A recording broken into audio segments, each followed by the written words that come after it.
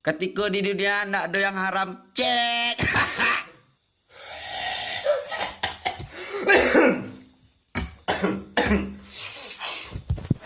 Dari mana kau?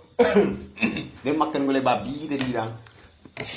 Di mana kan kalau gabi? Simpang lah, patang lenjang makan situ. Ah, tu kalau anjir alamak situ dah. Agak padeh nak. Iya, lado Pak aduh, Ladu 3 bulan mungkin. mungkin Ah tu. sabu. Cuba bakar. Esok.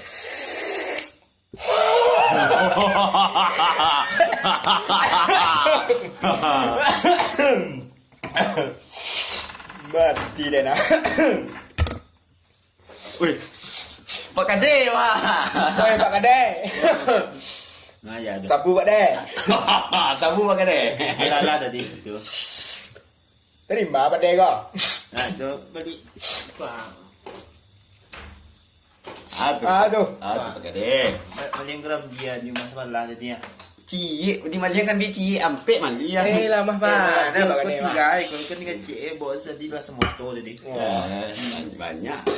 Banyak yang. Sampai stay dulu lah. Itu kan aku rek Pak Kade kau. Mama ke rumah si Jui. Mama kau rumah. Masuk lah. Kau ke mana? Nah, aku bilang deh. Ah deh. Nah, lanjut dulu. Di Pak Kade, kepala desa awak agak kaku kepala desa gini ya. Ya lutungnya lah kopong lah. Weh, masih justru nama induang saya. Oh iya nama. Gak kadang api stay Pak Kade. Makan sampai 5 Pak Kade. Ayo, bakal pakai lo.